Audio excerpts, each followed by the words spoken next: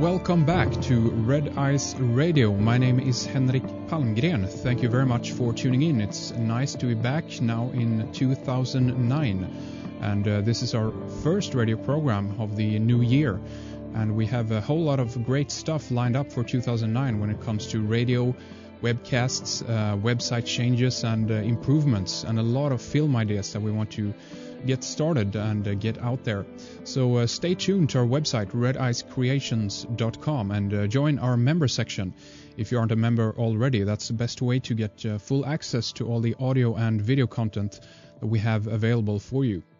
All right, for this first program of the year, we have invited Sonia Barrett to the show. She is an author of a new book called The Holographic Canvas, The Fusing of Mind and Matter. And Sonia also does lectures, and she has her own radio program, and she covers a lot of different subjects. And today we're primarily going to talk about her new book, but I'm sure we'll get into some interesting highways and byways as well. The main website that you can check out is spiritinform.com. That's spiritinform.com for much more information about the book and articles and so forth. So with that, welcome to the program, Sonia. Thank you very much for coming on. Thank you so much for having me on. I am a big fan of your show. My sons they listen to listen to your show all the time, so they were actually sort of fascinated or excited to hear that I was going to do your show. So. Excellent. Thanks for mentioning that, and give my best to them then. It's great to hear people are tuning in and listening. So, you're a new voice, so to speak, for our listeners here. And why don't we begin? You could tell us a little bit about yourself and some of your background, and I guess primarily kind of how you got into some of these subjects that we're going to discuss here today. Well, let's see. My background. I started out like everybody else. Now, I shouldn't say everybody because some people are more curious than others, but I always had a curiosity as a child, and I guess I just will start by saying that. And that curiosity started out with my one question in growing up in church is, who was this God that we were talking about? That one question for me it led to this very moment that I'm sitting here talking.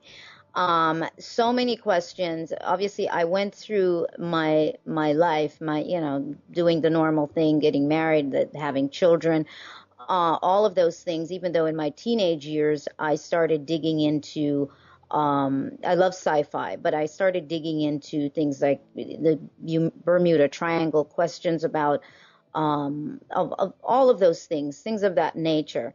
And it kind of spooked myself a little bit because of, I guess, some of the things that was unraveling from my own self, realizing just how much I had access to information, not just the information that I would find in books, but that I, could actually do that, tap into that. So I sort of set that aside, and as I said, went ahead, did the normal thing, the marriage, the kids, all of that, and later on, after divorce, that was actually the time when I started to really dig in.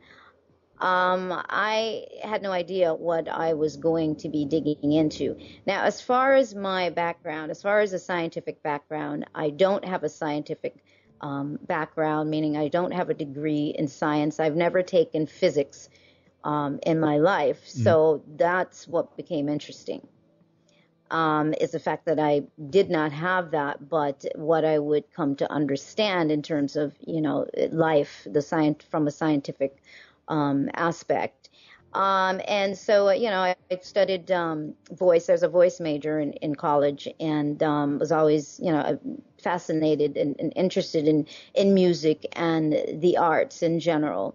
So that's a basic background, so people can understand. So I didn't come from all of the heavy duty background that would seem like I probably had by some of the things that I ended up getting into. Right. So that's sort of what sets that stage right there. Interesting. And you mentioned science. I mean, were this something that kind of you had to read up on as you went along? Because I guess studying the nature or the origins of both, the human being, of course, but also the mystery of the universe, is something that kind of you have to dive into, I guess. Right. Well, what happened is, without going into a long story, what happened is just through my own quest, then through my own search and getting into meditation and meditation for me, I had no idea how to meditate. I didn't have any workshops or teachers or gurus or guides or anything of that nature. I just sort of set out to try to figure this thing out on my own. Yeah. And with that, I started to started to write a lot of information. And it just turns out that I was dealing with things like, color, light, sound, and in a way that I didn't understand. Later on, obviously, I would understand a lot more about it, but I was writing things that would have been considered scientific or more quantum physics based. Right. Didn't know the words quantum physics at all. Had no idea about that. So that sort of unfolded from within me. But as time would go on, I started to then look at other scientific information, other information that would support what I was hearing and allowed me to understand even more. So that's sort of what happened. So that's a good part of what I promote in sharing any kind of information, and what the book really promotes is one's ability to have access to that kind of information, and not just a select few, which is the reason for the madness that we see in our reality today. People wanting to own information and power and controlling everyone else, and only the elite are allowed to know these sciences. Excellent. And so you're opening up that. Would you say that it's scientific oriented, or is this more for, in layman's terms, so to speak, try to get these subjects into a easily, comprehensible subject? Oh, it's in layman's terms, because even though I'm writing it and it's scientific, it's still not scientific per se in terms of from the aspect of a scientist writing it. But yes, it's been read by so many people who did not have any scientific background at all. So it's written simply, and I've been told by quite a few people they were then encouraged to begin to dig into finding out more about the human body, the brain, and just the sciences. They were encouraged to do that, because you realize that you kind of have to in needing to understand more about the nature of our world. Yes, absolutely. And so, I mean, what would you say are some of the, if we dive into some of the subjects that you do cover in your book, The Holographic Canvas, in regards to quantum physics and so forth, what would you say are kind of some of the most interesting, I guess, revelations that you encountered when it comes to, I guess we can say the nature of the human being, or either, what the construct of the universe is? Well, I talk about time travel, but not from the perspective of vehicles per se, physical vehicles, but from the perspective of us as human beings, moving about more from the level of pure consciousness, and the fact that we are time traveling all of the time. So I talk, I guess the book discusses a lot about the trippiness of time. Yeah.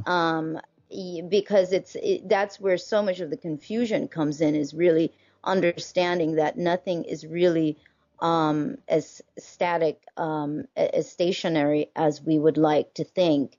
And I think that alone creates a huge confusion. So things are changing all the time. So that's a huge focus of the book, is explaining how we are jumping from one concept of time to the next by a single thought, by every choice that we make. It might appear that the reality before us is the same one all the time, but you're actually jumping around. Your consciousness is actually moving around, as opposed to just the you thinking that your physical body is sitting in one place. So that's one thing that's covered, along with the concept of ascension, the lots of the deceptions, and again, one's ability to access this information, because it is encoded in the air we breathe, in everything. Huge focus on that. Huge focus is empowerment.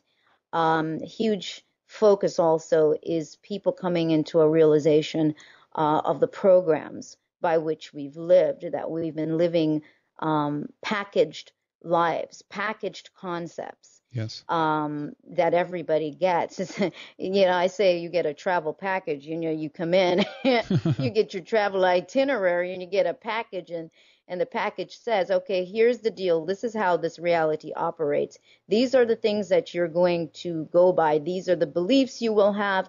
You will have an assortment of things that may appear to be your own thoughts, choices, and beliefs, but they are part of a package. But we try to give you an assortment, so you think that you're operating on your own pure organic concepts.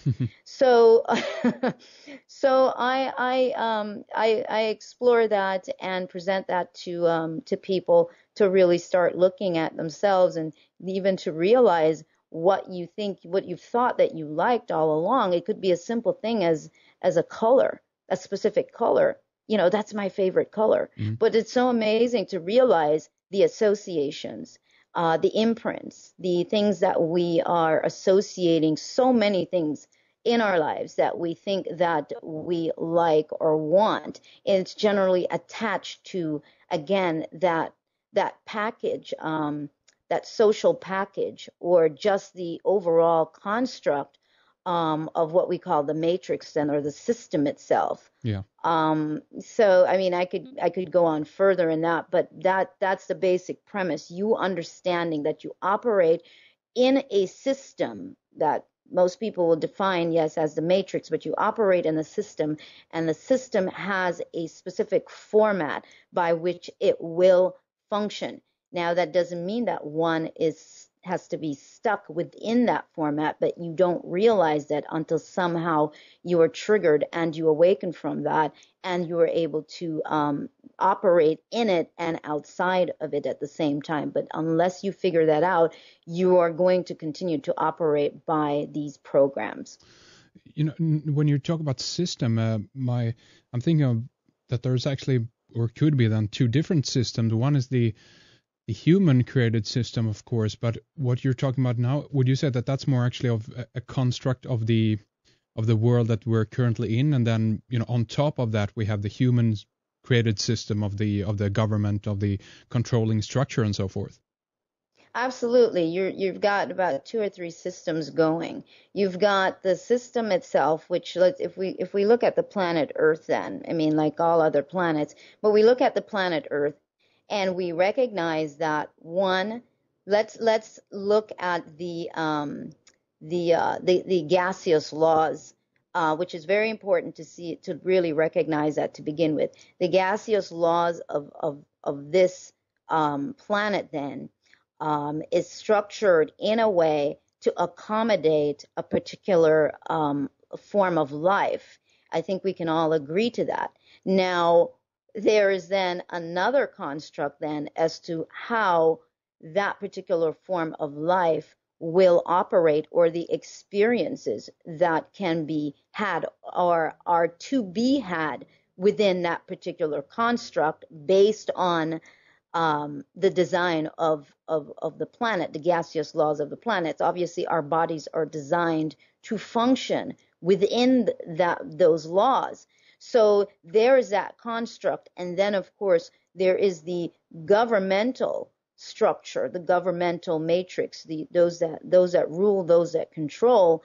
And that design is set up in such a way that helps to ensure or to carry out the laws, the limitations then by which a human being will operate. So that limitation then typically will disconnect you, an individual, from really seeing beyond the construct, then the limited construct of the reality in which we live, and that includes the whole concept of time and the sciences by which any of this operates. So you're just operating in this wheel of programs, and the government, the systems ensure that limitation because you are too busy complying, with these laws in order to really pay attention to too much. So you obviously you get your packaged religion or your packaged spiritual beliefs or whatever it is. As you work at complying with these laws in order to not suffer the consequences of non-compliance. Very interesting. And my thoughts are also, on the human body a little bit. You're mentioning that would you say that we are in that sense time travelers in regards to the human body, or even our, we are on a linear, curve. We are born and then we, we live and we die. We're on a treadmill here, so to speak. But right. Would you say that the human body is so much more than that? Is this just a vehicle that we experience this in? Yeah. Oh, absolutely. There's so much more going on here. It's mind-boggling. It's so huge in terms of what we no longer have access to in terms of our memory. And yes, there's a lot more going on. There's a lot more capabilities that the human body has. And it is a vehicle. It is a vessel. It's no different than, one putting on a spacesuit to go to whatever planet or whatever space you would need to be outfitted for, because you have to be able to operate obviously within the laws of that space. So these bodies, we are being animated obviously by something else, by another force, energy, which would be you. So there's an animation process that is really taking place. What has happened, however, is that because we're so disconnected from that memory, then the body goes on autopilot. And that's how we are operating by programs. We're operating on auto. So everything that we end up doing, most of what we do is automated. Your brain carries a library of information, a library of acceptabilities that are, basically programmed in there from the beginning, I say the beginning of time to some degree, because there's a lot that we're not accessing. So there's a point of information there where we've accepted what physical reality will look like, and those things that we will acknowledge collectively. And so the brain carries that library, a massive library of those things, and that's what we operate by. And because of that, our perceptions become quite limited, because unless we can perceive of something beyond the common library, then that collective consciousness operates by, people don't want to step beyond that. If you mention something that is outside of the scope of the program, people get very, very, they short circuit, is what I say. They get very upset with you because you're shaking their world, you're shaking their program, and that's very uncomfortable. That's why it's necessary for the powers that be to have us all sort of think or believe base principles, because then it's easier. If everybody sees that everybody else is operating by some base principles, then we're comfortable. Yeah, that's a good point. That's unfortunately how it seems to be these days. And when you talk about program, I'm thinking of we have different kind of factors here, so to speak, that this might come from, or rather the interface of this. I'm thinking of, genetics or even DNA, or would you say that this primarily something that has to do with the, with the brain and the neural network of how the human being is built up? What do you think? Right, I do. I absolutely do. Because, we always have the capability to create new neural pathways, to create a new design for life. So yes, actually, I do see that, and I missed my point. There was something I was going to tell you about the brain, and it just kind of went right out of my thought process. That's how the brain Um, works, right? yeah, yeah, it does. It's like, I don't know, something said, shoot, no, you won't be saying that. Um, but but yes, the brain is actually a real phenomenal space because of the fact that you are constructing a private reality. Even though we have this, collective agreement in terms of what we see, we do have our own private construct of what we perceive our reality to be. And I think sometimes we think that we're seeing everything the same way, but I kind of wonder if we really are seeing everything the same way, even though, the wiring, we all have the same kind of wiring, but still at the same time we have the capability of creating our own individual construct of what reality could be. Mm. And I know I missed part of what your question was, but that all went out the door when when my thought flew out the door. Absolutely. No, it was more about, I guess, there's a lot of science that is talking about the importance or the function, I guess, rather, of DNA itself, the genetic Oh, imprint that we are, that we come into this world with, basically. absolutely, absolutely. Yes, we do.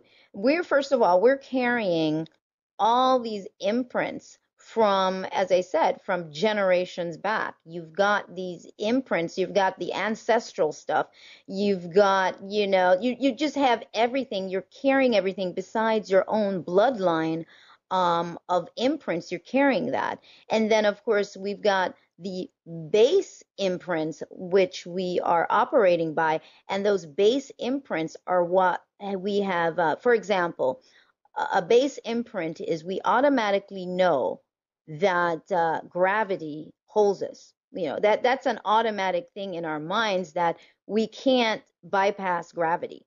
Mm. Well, how do we know that? I mean, technically, that those are questions for me that I really started to ask. Is this a programming? Because the brain is going to accept anything and allow the body to operate based on what we actually really are believing. And so the cells in the body are going to respond. Everything about your physical vehicle is going to respond according to that. So in terms of even DNA, in terms of coming into this life, now that gets into a whole other area, which is so hard to ignore. uh, you know, uh, it raises a question then about past lives. It, Mm. it raises that question because people come into this life, and I don't believe that there's anybody more special than the other. Why we come in and experience different circumstances.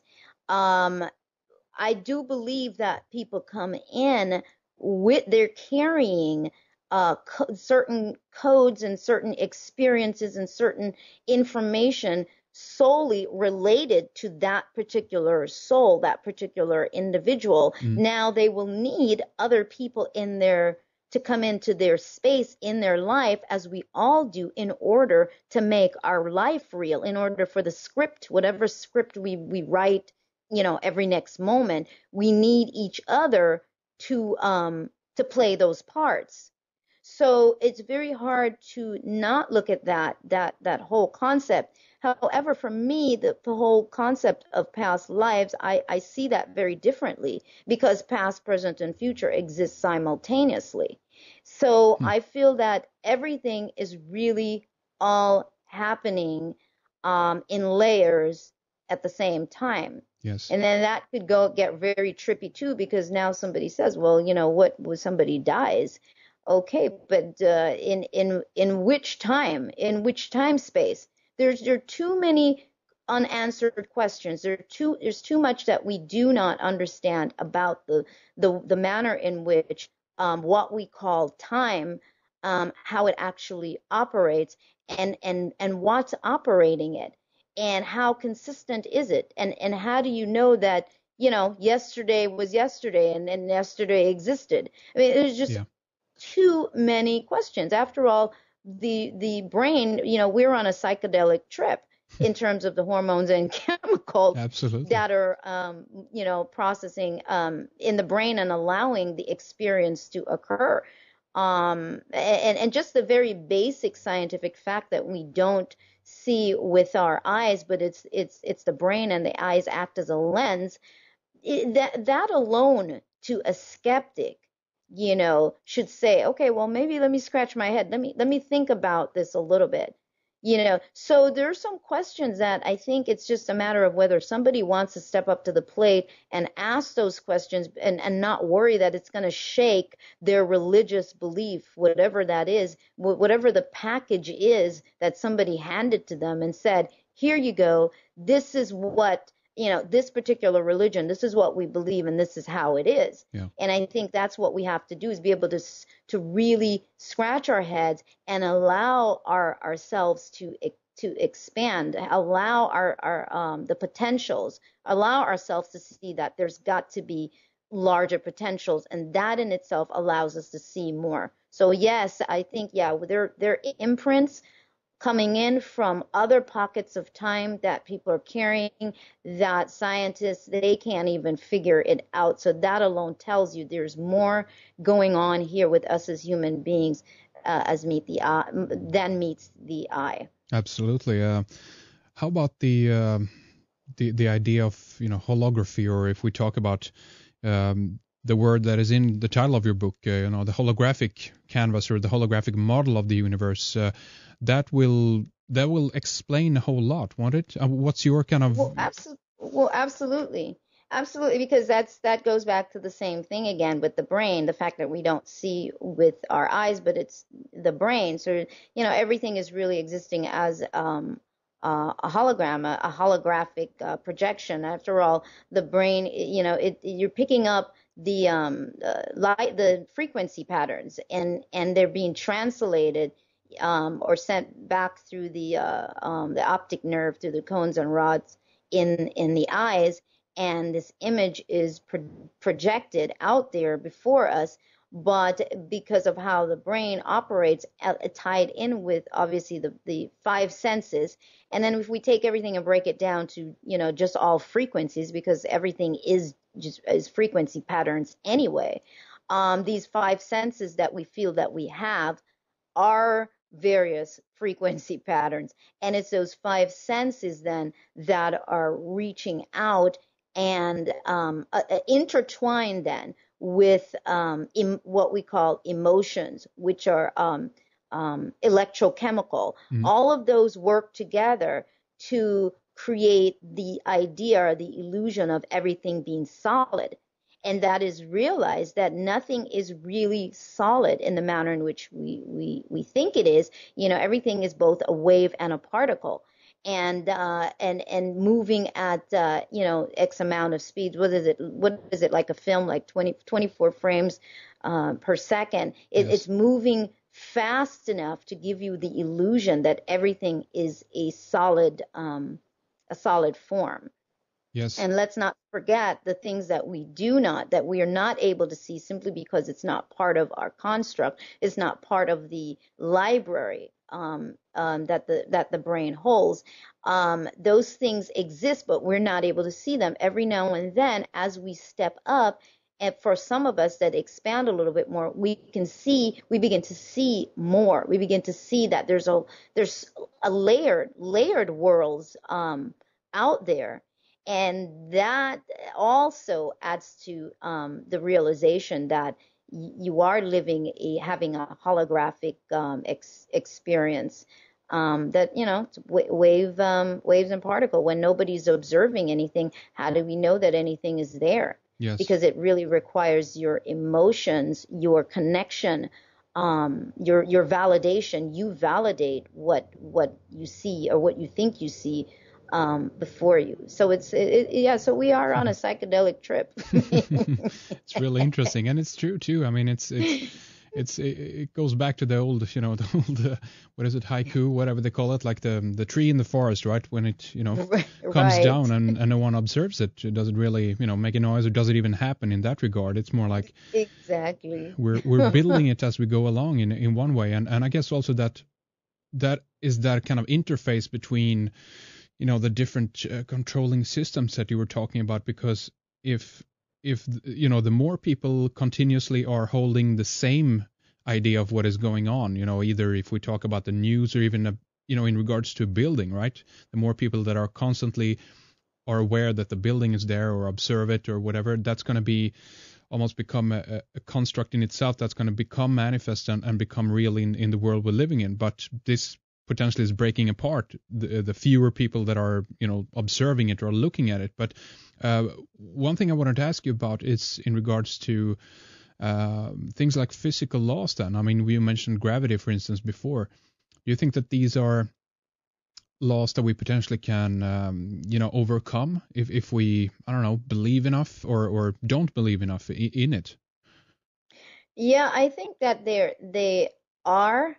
Again, that's a long explanation, but I Yes. think I go into it in the book. But yes, I mean, just going back to the fact that if we can come into the realization of the holographic nature of reality, and then of course go into the fact that it is what should we say, our consciousness that's moving around.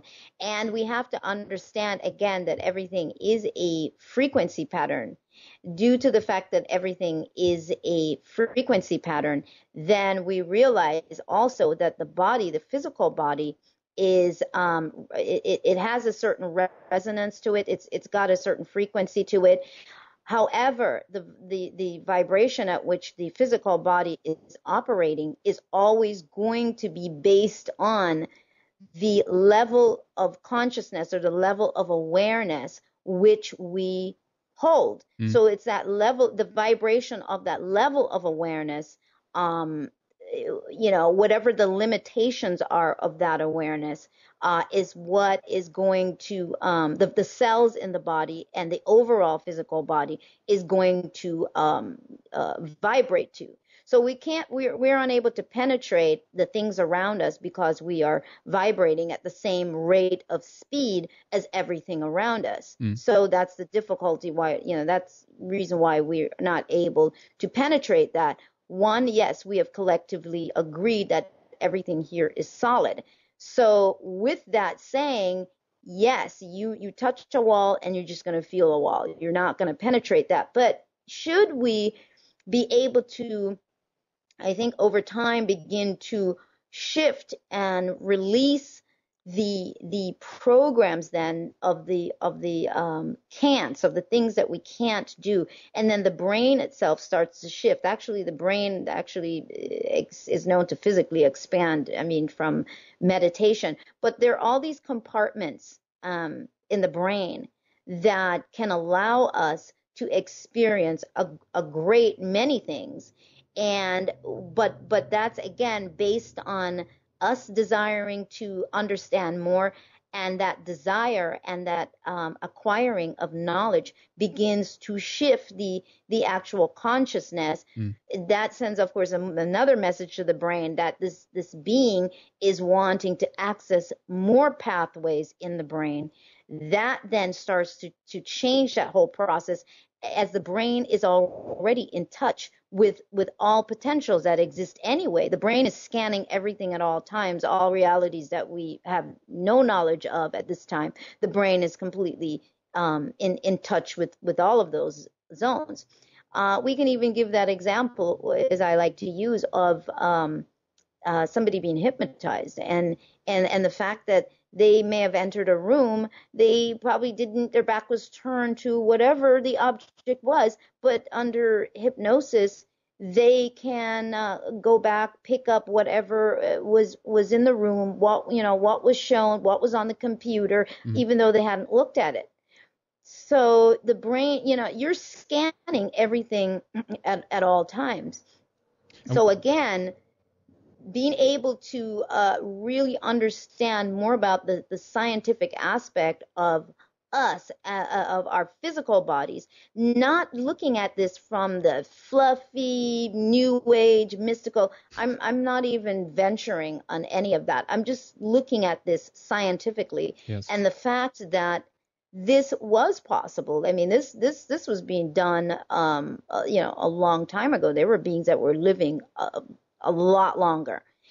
Now, because there's so much to it, I hope I'm not chopping it up too much, but there's just so much that has to be said about it. The things that I'm talking about right here now are some of the very core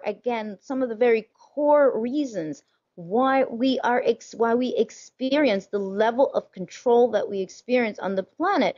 There are a great many forces here on the physical plane as well, in a major way, who feel that this kind of information is not for the common man, that you don't need to get this. You don't need to know it. You don't need to know this because you are not worthy of knowing any of this or returning to who you are, our abilities to be telepathic or any of these things. So we live in this suppression, this suppressive state, and this control process. This is, again, this package that we are given. But this is all science. The bottom line of everything is going to always go back to science. And anybody who wants to throw that out, then then go ahead and operate by the package. Yes, it's working for you. Would you say that it's our kind of destiny, I guess, in that sense, to evolve or go into this direction? In that sense, do you think that that's the progression that we're on currently, that we're going to expand into this area, either if we talk about being able to pierce through the veil of the current paradigm that we're in, or do you think that this is happening for some other reason, only for a few selected individuals that choosing to go down this route? What do you think? I know that it is part of the process of us being human beings. You have the experience to the most limiting degree possible, and logically there has to be, like any game, like any good game, or any game at all, good or bad, there's an ultimate, there's an ultimate, there's an end to some degree. Sorry, but it's an end only to a specific way in which maybe the game was being played. This is a cosmic game, and it is a giant game.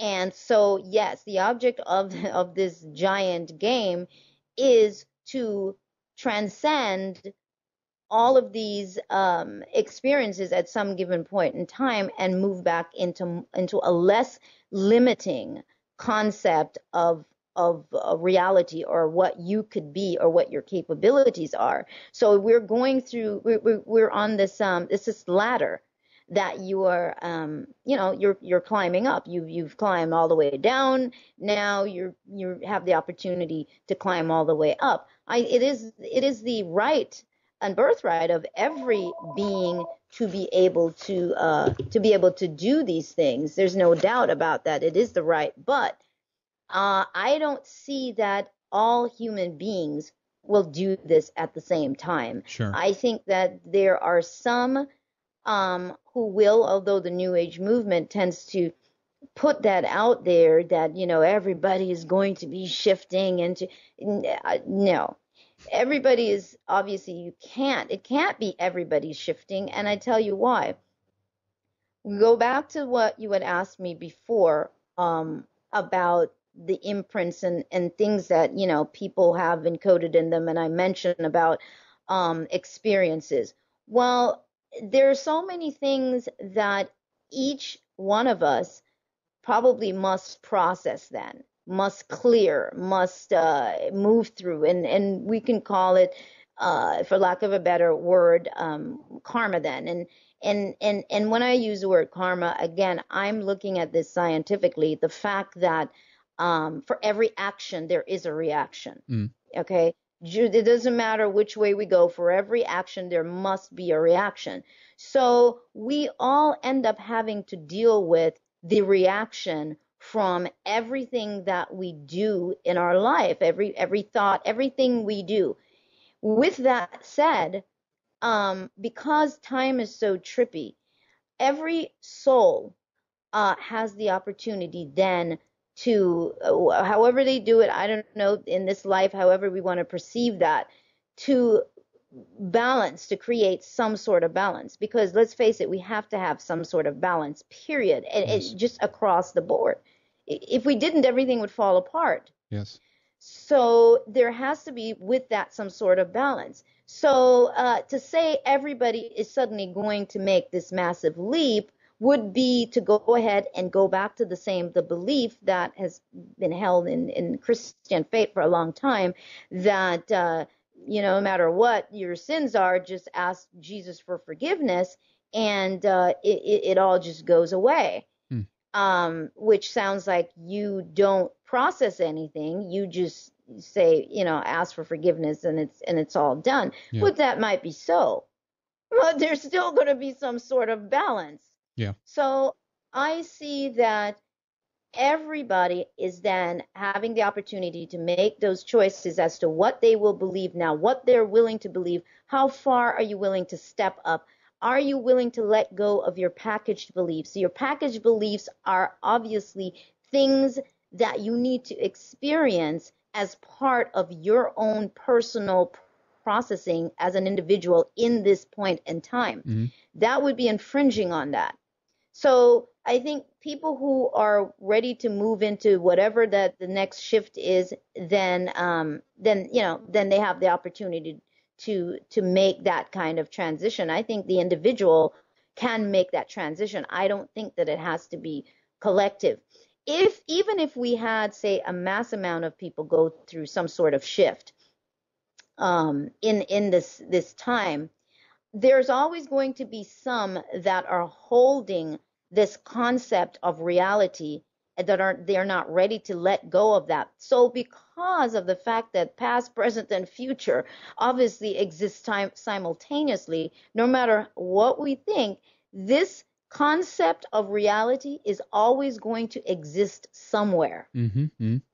That's interesting. Are you with me? Yeah.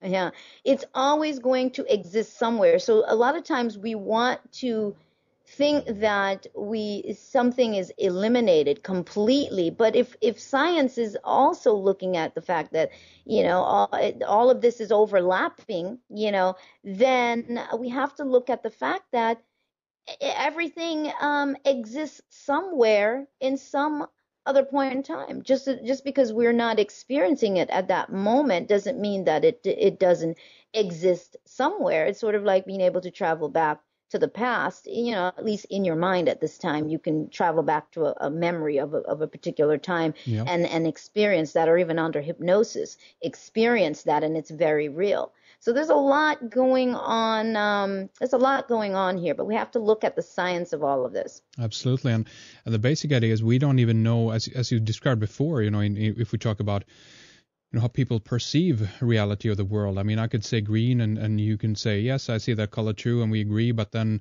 the nuances of that might differ, very much individually and so forth. And we're talking about potentially a very kind of subjective construction here that. Although we think that we're agreeing and we're conversing with other people and so forth, I believe at least that we're very much kind of living in our own universe, because it's very difficult to take ourselves out of our own, individual experience or even brain or how we perceive things, So basically, this could be a huge, as you say, in that regard, a game or even an experiment going on, and we were all kind of experiencing this individually. I agree. You know? I absolutely agree. Yeah, you said it correctly. I absolutely agree. How many times do we talk to other people and we're ever so clear in what we say, and it gets completely misinterpreted? I don't know that we're hearing getting the same frequency, obviously, from those words coming out, the sound. I don't know that we're always hearing the same thing. Yeah, it's kind of it's very, very interesting when you get to that level of it. It feels like again, we're back to that idea that this is very much an an awareness, I guess, that is experiencing its. This goes back to what Bill Hicks said, of course, but an awareness or a consciousness that experiencing itself subjectively, and kind of slowly also is discovering itself and learning about itself in this process. And I think that we, as human beings, actually are part of that. In that sense, we are the ears and eyes and sensory perception of the universe. I don't know. Absolutely, and you hit it on the head, because that's exactly what it is. This force, this source that we keep looking for, that is what is so funny. It's like the dog trying to bite its tail. What we're looking for is really ultimately us appearing in this manner, yet we ultimately really are the void itself, the 0 point, the nothingness of time, in its imaginatory process of seeing all that it could potentially be. And here we are, as that, as you said, as the eyes, ears, the experience of that, one potential unlimited source. So we are this, whatever we're looking for, we're ultimately it. Absolutely. Hey, Sonia, we're kind of slowly approaching the end here of our first hour. I would love to continue talking more with you about duality and maybe go into a little bit more of the whole other form of control that we talked about in regards to the government and also some of the new age, the era of the new age that we are approaching. And I'd love to get your take on some of this, because I know that you've been writing on this and have some really interesting ideas and theories. So what do you think? Do you want to continue with us? Yes, that sounds good. Before we do that, though, I do want to mention a couple of your websites again. I want to get out the information for people who are interested in getting a copy of your book, The Holographic Canvas. So maybe you can just mention a few of your websites that you have out there, and also, of course, tell us how people would go about getting a copy of your latest book. Okay, well, the book is called The Holographic Canvas, The Fusing of Mind and Matter. And you can go to my website, www.spiritinform.com. And you can purchase a copy through the site. You can get it through Amazon, but you can also purchase it through the site. And I, of course, can send you a signed copy at that time. I also do a radio show called Sovereign Mind Radio, www.sovereignmindradio.com. And I publish a magazine called New Corporate Body, and that's newcorporatebody.com. And it's all based on all of this information. Excellent. So there's a few websites there for you to check it out. I will have these up on the radio information page, of course, to this program. But the main websites here is spiritinform.com and sovereignmindradio.com. Do check that out, and the rest of the links I will have up on the website as well.